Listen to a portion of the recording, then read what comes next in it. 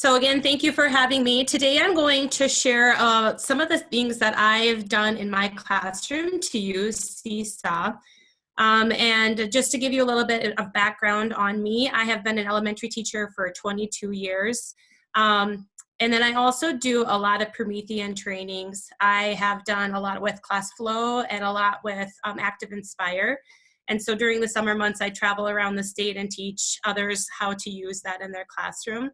But I've been a Seesaw user for about 4 years now, and I have incorporated it quite a bit in my classroom, and it has been a lifesaver for me as we're doing all this distant learning, because I'm able to gauge where my students are with the different subject areas, even though we're not together. If you have any questions for me, I did include my email address there, so go ahead and email me if you've got any questions as we go through it. So the plan for this session is just to give you a quick overview of what Seesaw is. I'm going to show you some of the tools that are available in this program. And then I'll show you how to find different activities that you'll be able to use with your students. And if we have time, I can show you the student side of it. So if you aren't familiar with Seesaw, I'll be able to show you what it looks like from your student's point of view. So here's a quick little video just to give you an insight of what Seesaw is all about.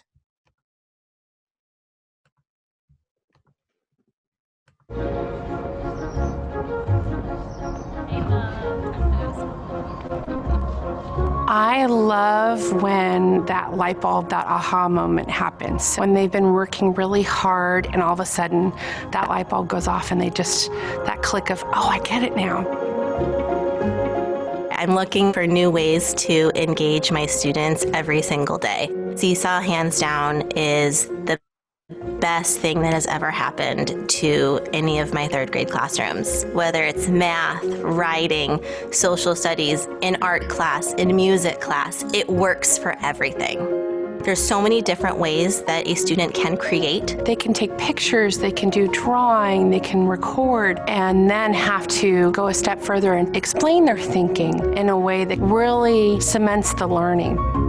Seesaw helps me because it gives me that immediate feedback of how the kids are doing. It helps me find those misconceptions in their lesson and then the following day to reteach those concepts that were missed.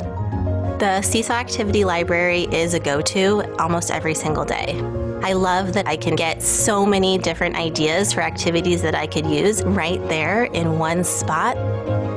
Students love Seesaw. They get very proud of their portfolio and they like to share it with other people.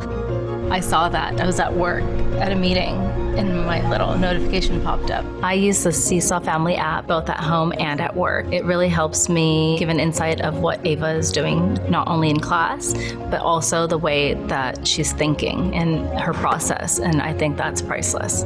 I love how Seesaw really allows me to get to know my students on a deeper level. They don't always want to stand up or raise their hand to talk in class, but I feel like Seesaw really allows them to open up and shine.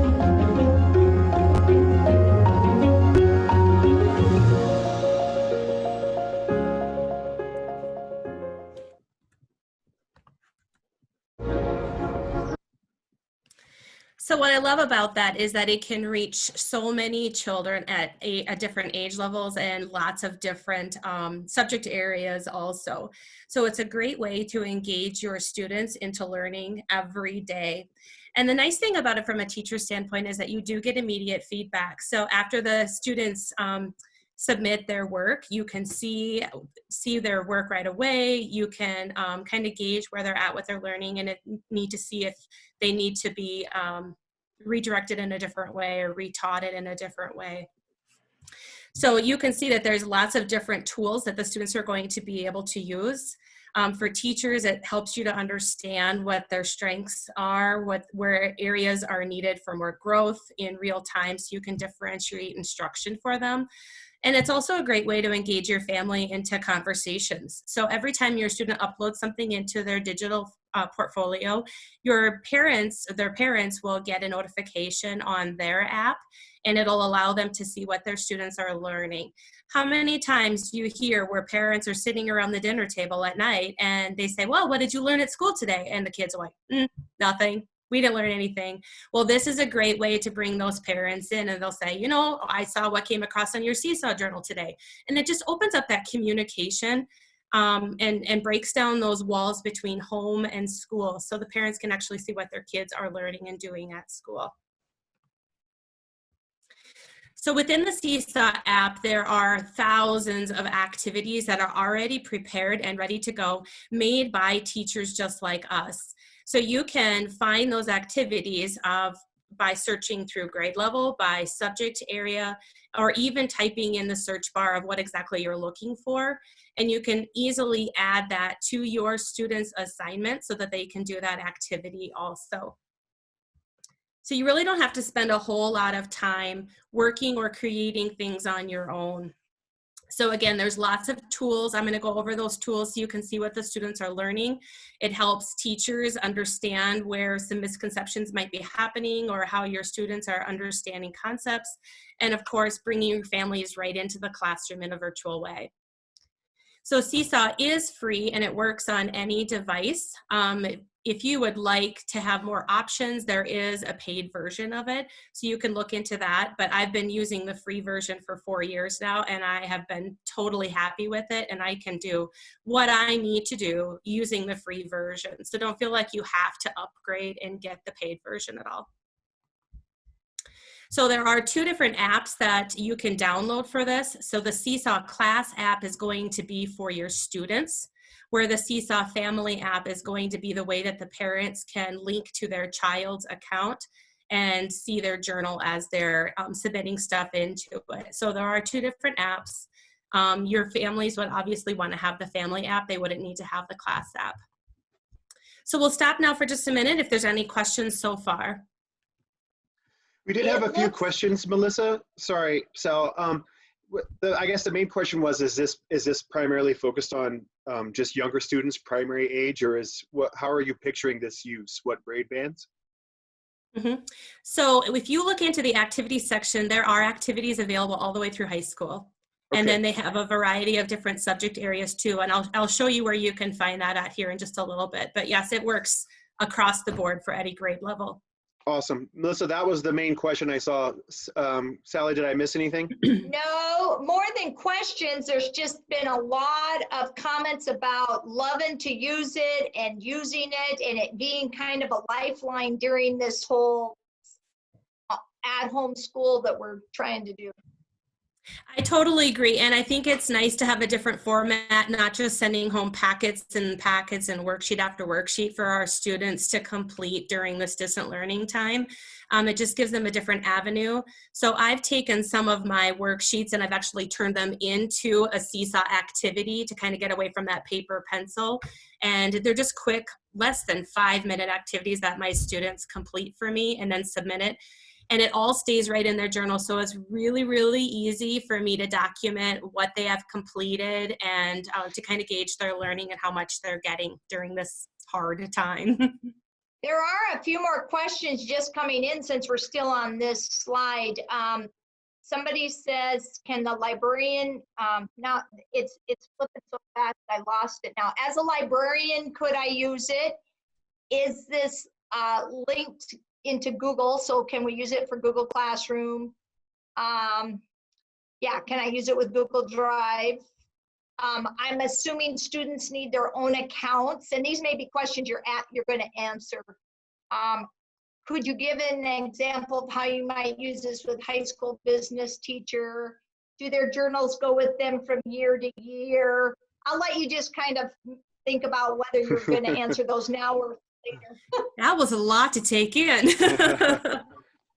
Okay, so as far as the Google goes, it is connected. So like if you wanted to set up your classroom, you can easily connect it to your Google Classroom and you could bring those students in. I am not 100% comfortable using Google at this point, so I don't really use it in my classroom, but I know that it is Google friendly. I hope that answers your question. As far as librarian goes, I have seen some activities where students do a book talk. So after you have your class created and your students are connected to it, then they might have to read a book, and then they can do like a little recording or a quick little video about a book that they've read. So that might be a great way to bring that in as far as a librarian goes. As far as high school business math, yeah, it's a really good question. I teach first grade. But like I said, there are tons of activities out there already created, and you may be able to find something that works for you. Maybe after I show you some examples of what I've used and how you can find those activities, maybe that will trigger some ideas in your head of things that you can create and how you can use it in your classroom. Anything else before we move on? Okay, let's keep going then. So this is just a quick little peek inside of what, go ahead. Well, there was just one that before it gets lost, we're departmentalizing fourth grade. Would they need 3 different journals? So you as a teacher will set up your classes. And then there's QR codes or text codes that students will use to connect to the teacher. So as far as departmentalizing goes, the students will all have a different code that connects to their different teachers. I hope that answers your question. Okay, so this is kind of what your student, or what you will see in your format of it. So you can see here, this is where all the journal entries are. You'll see all of your students listed. You can tell that this is the teacher's point of view because of the way that it's labeled up here. And when we jump out, you'll see how the students looks. You've got your journal, your activities. There's an inbox where you can send messages to parents. You can send it as a whole group message, or you can send it to just particular parents or students. And then there's also a skills view also where you can connect activities to standards and things like that. So I'm going to actually jump you out to my Seesaw right now. And I will show you what my students looks like right here. And there's just a couple of things. So you can see over here is where I have my classes listed. So I have this year's first grade class here, and I also have a TIE 2020 class right here. You can create a new class very easily just by giving it a name and putting in a grade level and things like that. So you could have several classes listed there. I just have 2 at this time. At the end of this year, I will archive that class right there. So parents will still be able to access their students' information from the previous year, but I won't have it in my feed. So I can just put it away, and I can always open it back up later if I need to get back into it.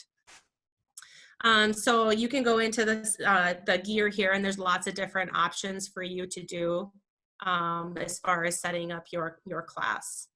And then I'm going to scoot over to the other side here where you see we've got the journal, we've got activities, we've got an inbox, and we've got our skills. Up here is our settings. This is where our wrench is at, where we can go and manage different things in our class. And then we have our add button, which I'll get to here in just a little bit. We can post work for our students, we can assign activities, and we can send announcements. And I'll get back to that in just a minute. So let's start up here in the gear. So this is where I can go into my class settings, and I can change the grade level, I can change the theme, I can manage my students. So you can see here, if I click on my manage students, I've got my whole list of students in here. So if I do have somebody that joins in the middle of the year, I can easily add them right there. Or if somebody moves away, I can delete them also. Students have the option of liking and commenting on each other's posts, but you can shut that off so students aren't able to do that.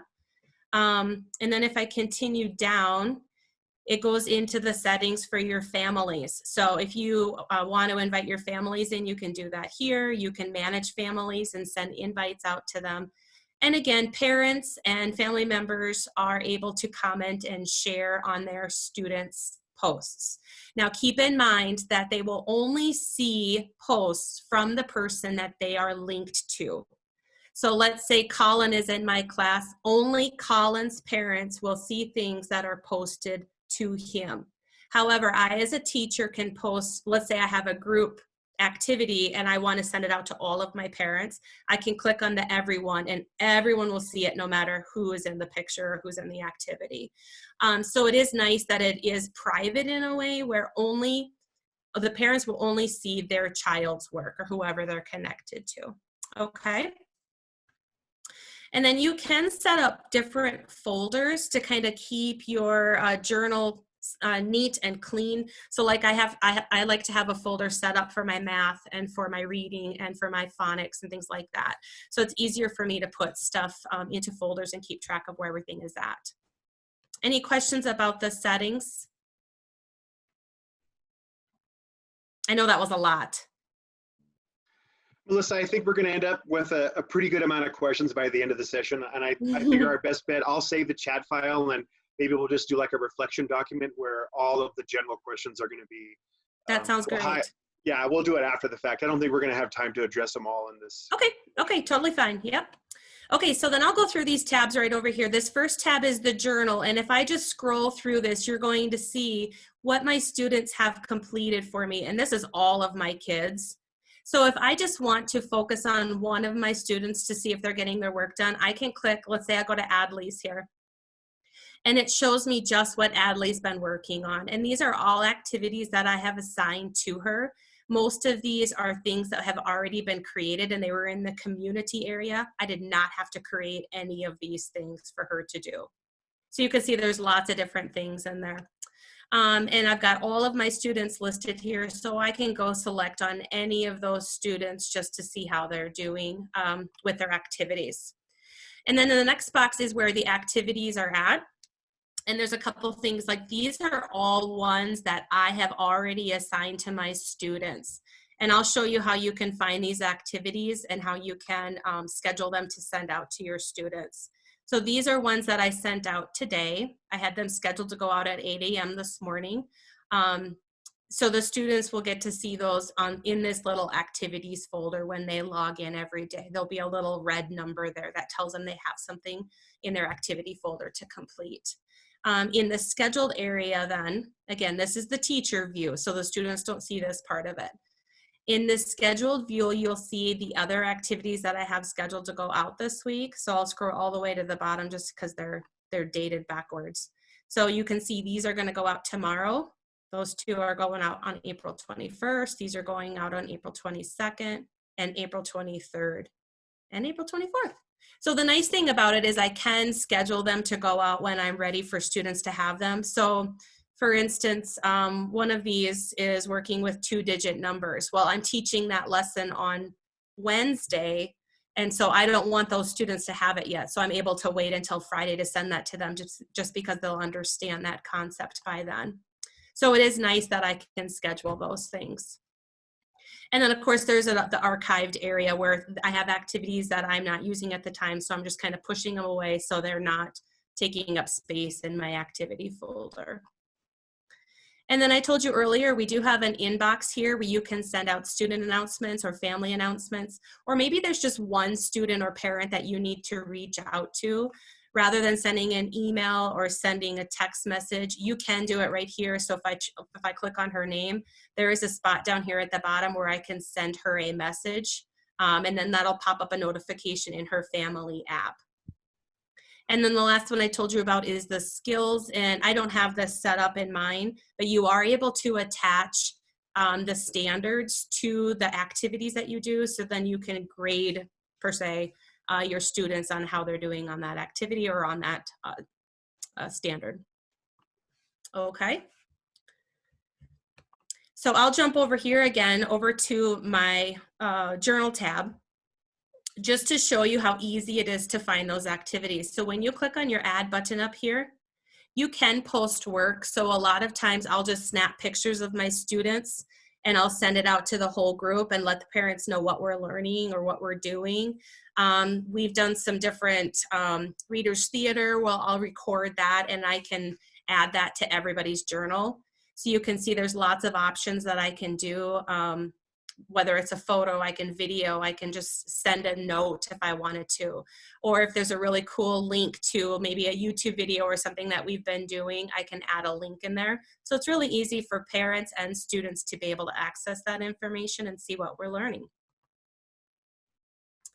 Also in that little green add button, we have the assign activity. So there's two different activity libraries here. The first one is the community library, and this is a collaboration of activities that other teachers have made and added to the Seesaw library. So these are available to everybody for free, and you are able to edit them if you need to. So if you were just starting out with your Seesaw account, they're going to give you 3 main areas that you're going to want to try out right away with your students. The getting started, the remote learning, and the home learning. The getting started is nice because it'll just give you 5 simple activities that will introduce the 5 different tools, the pen tool, the camera tool, and so on. And so it does it at a very basic level just to kind of introduce the students to the tools. So it doesn't like overwhelm them with a bunch of different tools to use. So if you're just starting out, you're definitely going to want to check that out. So like I told you earlier, that this is great for every grade level. If you look here, they have everything from pre-kindergarten all the way up through 12th grade. So if you're looking for a specific grade level, you might want to narrow your search down a little bit and check out the grade levels there. And then they also have a ton of different subject areas. I'll just scroll through these slowly so you can see what they are. So you can see it's not just for elementary students by any means. So when you get some time, you can go through that and see if there's something there of interest to you. When I'm looking for something, I like to go into the search bar right away. I do have it set at 1st grade level, but let's say I was working with 2-digit addition. I can type that in, and it's going to bring me lots of different activities that I can kind of go through and see if there's anything in there that I like. I can click on it. It does give me instructions here as to what the students are supposed to do. And if I like that activity and I want to add that to my library, all I have to do is hit this little heart sign, this heart symbol, and it'll go into my activity. I haven't assigned it to my kids yet. I've just kind of saved it as one of my favorites. So I'm going to go back here again. We'll find another one. Okay, so this one here, again, it tells you exactly what they need to do. The students will be able to read those instructions, or sometimes it's recorded for them so that they don't have to read it, especially at that kindergarten or 1st grade level when they're not going to be able to read all of that. So I'm going to hit the like on this one, and it saved it to my library. You can see that down there. So now when I flip over to my library view, there's that activity that I just found. So if I wanted to assign that to my students, all I would do is hit this little green button here that says assign. And then I have the option of which class I want to send it to. So if I wanted to send it to all of my students, I could click that and hit assign. Or you do have the option of sending it just to certain students. So if you're trying to find activities to help just a few students who may be struggling, when you click on the edit students, you can go in and select who you want that activity to go to so that the whole class doesn't have to do it. And then if you wanted to assign it, remember how I showed you, you could send it out on Wednesday or Thursday or Friday.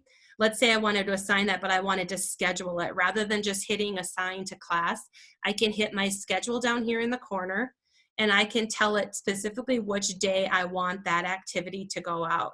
I can select the date, and I can change the time on it right there. And then I just hit the green check mark to make it send out. So that's really nice because then I'm not scrambling at the last minute trying to find those activities that I want to send out to my students. I have it all laid out so my parents know exactly what activities the students are going to be working on that week. And they also know that those activities come out every morning at 8 o'clock in the morning so that the students can jump on there, hopefully right away in the morning, and get that taken care of. Doesn't always happen right away in the morning, but that's my hope. Okay. Any more questions before I jump out of here? Melissa, you have a giant array of questions. Would absolutely be impossible to field them all at this particular time. Some from questions from advanced users and some questions from people who've never tried Seesaw. I think we probably should approach these after the fact. We can just do a reflection document and share some of the larger ones. Unless, Sal, you have a different idea. Well, I just know when we have this type of flat platform, we have so many people in the room that are asking great questions that there's just no way to do it all. And I know we've got an ambassador in the group who is kind of answering questions, which is a great help. And so that's great. One question that came up several times is translation. Are you able to have anything, is there any options for translation for other language, you know? Yes, there's quite a few actually. I can't even tell you how many there are, but there is that option in there. Absolutely. Thank you. Yep. Melissa, another question that came up is this kind of your primary go-to for interacting with your students while they're remotely learning? It is. I do teach a couple of lessons through my Zoom, and then I do 2 activities out of the Seesaw every day. So whether it's a math or reading or a phonics lesson, I try to incorporate that stuff because when I teach, I'm only teaching 2 lessons a week via Zoom. So I feel like a Seesaw is a great way for me to still get materials out to them without having to do workbook pages after workbook pages. Awesome. And my students were already comfortable with Seesaw before I sent the computers home with them when we dismissed from school. So I'm happy that they already had that kind of background knowledge and they knew what Seesaw was and how to get in there and use it. So that really helped me. For those that don't have Seesaw set up, I totally think you'll be able to figure out how to do that, even though your students may have never been on there before.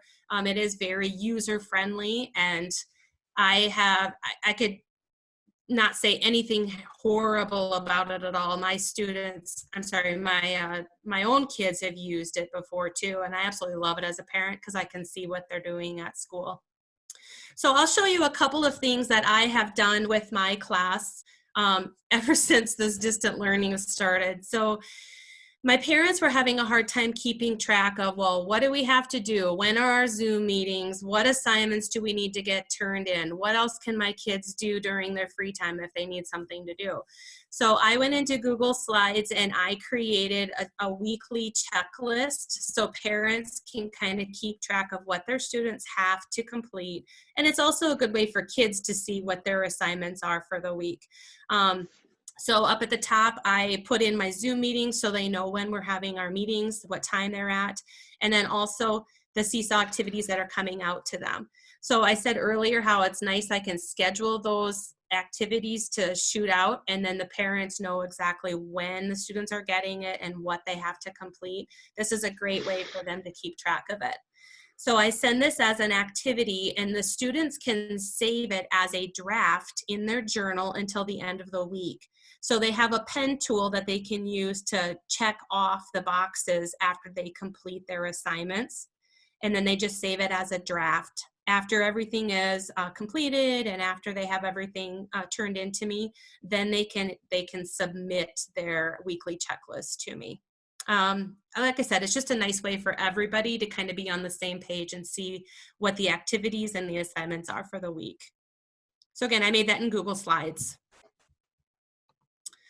And then after searching through the activities, I was looking for a way to see if students knew how to make a different number, like say 46. Are they able to create it using blocks? Can they write addition or subtraction sentences? And I couldn't find an activity in there that I really liked the format of. So again, I went into Google Slides and I created this. It was very easy to do with the boxes and with the text box. And then I saved it and uploaded it as an activity right through Google Slides. So just to give you an idea. And then being a first grade teacher, they love rewards, right? So I started up a little sticker chart at the beginning of April. And so every day that my students complete their 2 Seesaw activities, I get them a sticker and I add it to their sticker chart. So if there's a box that doesn't have a sticker in it, that means they have an incomplete work. So you can see on this example, they don't have their Friday work in yet, so I haven't given them a sticker yet. So this is something that I just use my Bitmojis for. Sometimes I just go out and find a Google image and I insert it as a sticker. So kind of a way for them to gauge, you know, am I getting my work done, or do I have assignments that are out yet? And again, I just created that in Google Slides.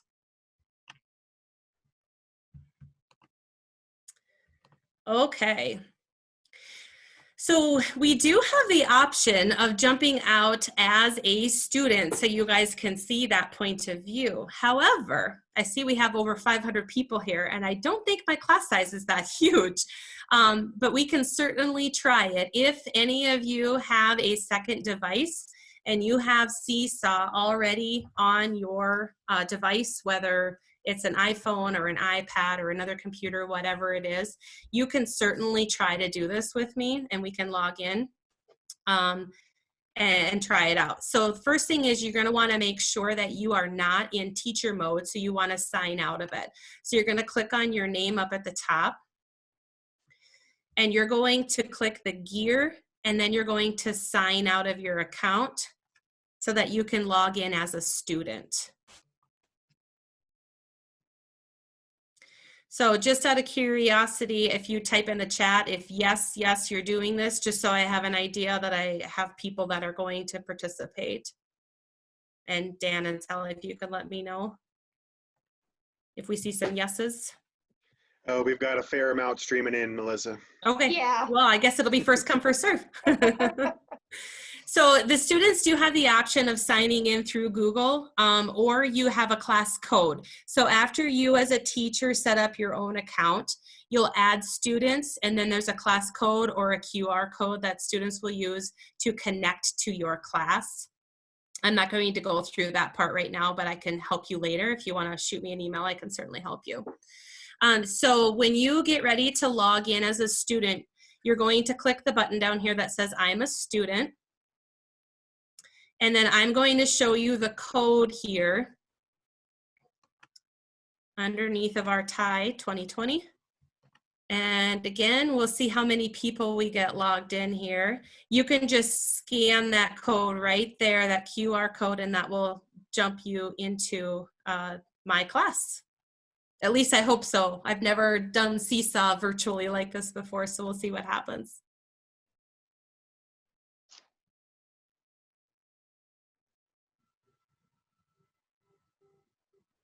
Give you a couple more seconds here. So you'll notice there is a code also. You wouldn't have to use the QR code.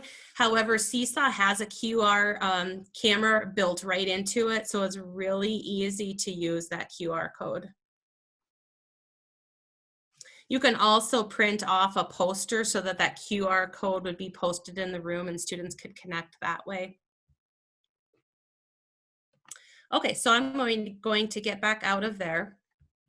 And we're going to try a couple of different things now that you are connected to my class. So the first tool that we're going to try is the camera tool. And so you're going to see on your side of it that there is an add button. I'm going to log into mine just to make sure I'm doing this right.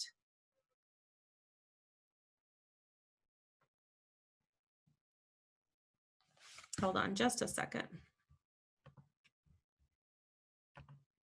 Melissa, I think a couple people missed the code. Is it possible? Is that the code? That is the code, yep. I'll just type it in the chat.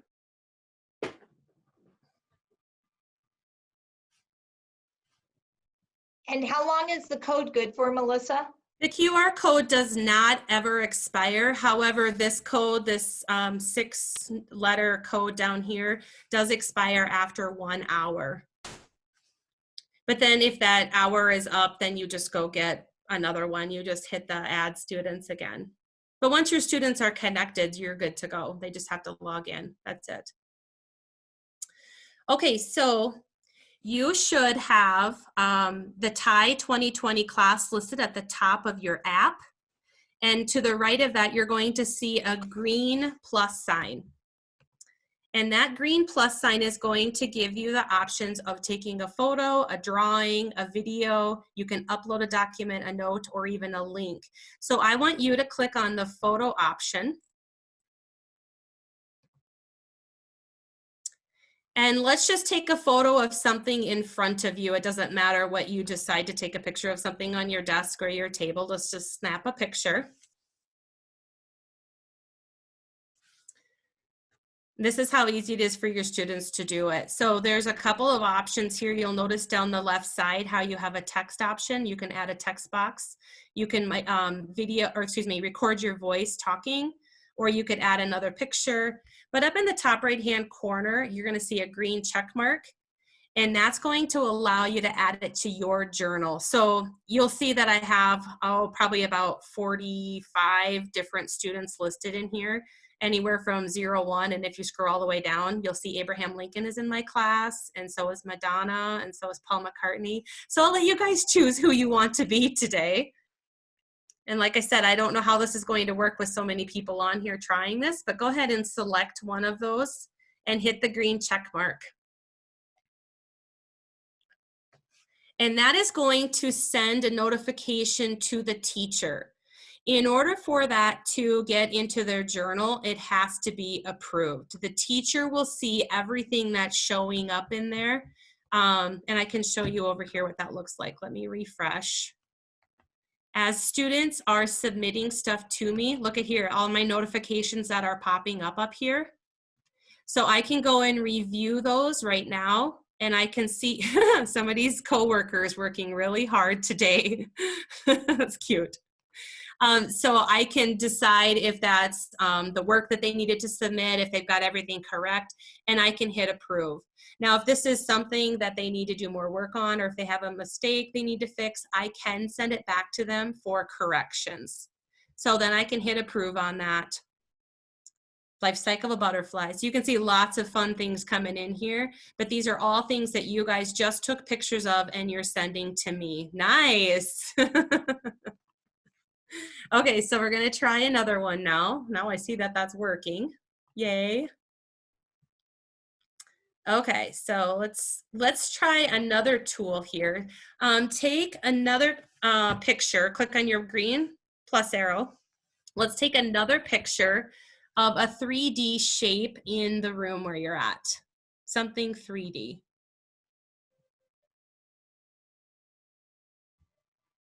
And then we're going to try to use one of the tools that you have available.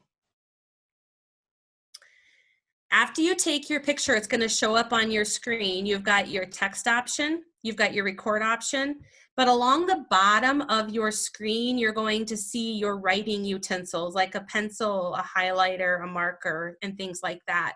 And then on the right side of your screen, you're going to notice a whole color wheel, and you can choose the color that you want to use. So let's just try out one of those writing utensils. If you click on it, it does give you the option of making your tool thicker or thinner, so you can go ahead and play around with that. You can change the color just by swiping that little toggle switch up and down on the color wheel, and you can draw, or you can circle things if you want to. So I'll let you try messing around with that a little bit, and then when you're ready, you can hit your green check mark again, select your student ID, and then it'll send the teacher a notification.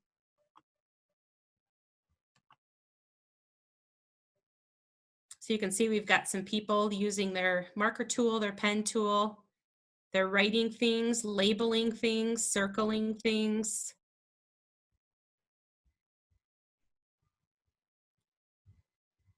So there's lots of different ways that you can use this in your classroom. Let me see, there's a couple of ideas here. So this one was just taking a picture of students learning, and then you can send that to your whole class, so all of the students will get it in their journal.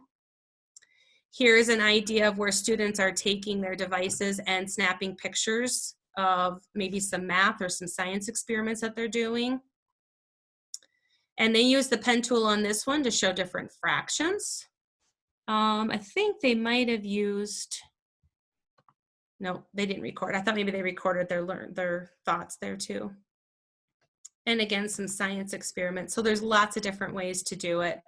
We also have the option of recording voice. So after the students took the picture, then they recorded their voice on this one. We'll see what she had to say about her picture. I am great at art. Super cute. That's not mine, by the way. Melissa, But it's we got kind of 10 neat how minutes you left. can add that recording. Sorry, what was that? We've got about 10 minutes remaining of the session. Okay, thank you. So there's ways that your students can take their devices and snap pictures of it and complete work using the camera tool or the microphone tool here also. This works especially well if you have iPads in your classroom.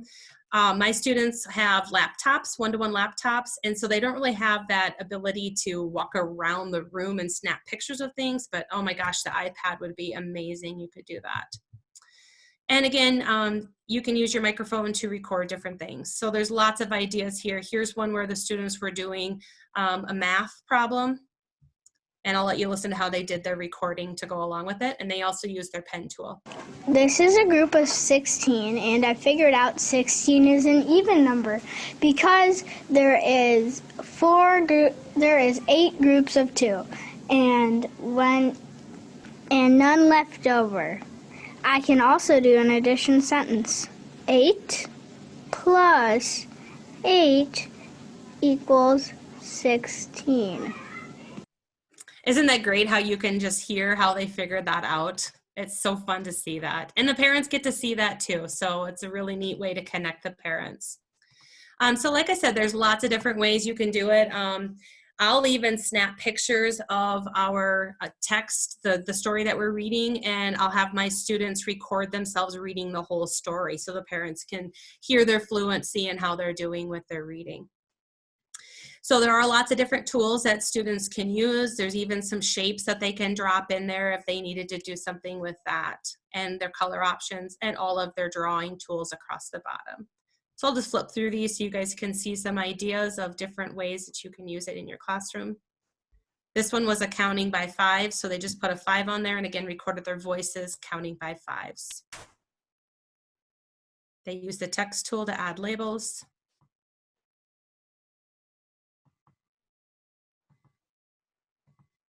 So I hope that answers your questions about how you can use it in your classroom.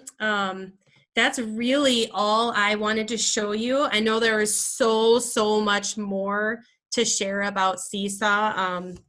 And there's tons of videos available to help you. I know that Seesaw actually has a YouTube channel where there's lots of videos that might be able to answer some of your questions too, to help you learn a little bit more about it. And again, I'm happy to answer questions for you. So you go ahead and email me if you have any questions that I might be able to help you with.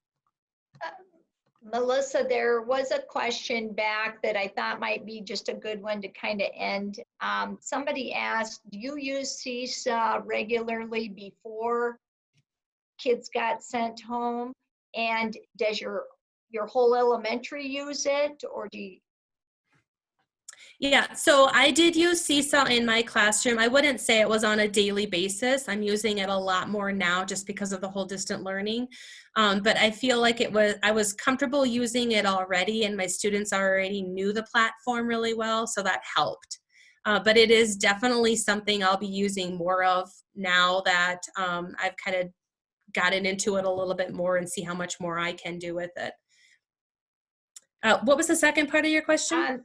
Well, there's been a lot of time, trying to keep consistency with some of our kids, and there were some questions asking if your district uses it. Right. I know that question was coming. So I know for sure that kindergarten through 4th grade use it in our building. We are a very small school district, but we do have quite a few students that are using it. Yes. A few more questions that are just coming through, and folks, if you've got a burning question, we've got a few minutes, so go ahead and put it back on. Do your students use this independently as an app in your class or primarily at home?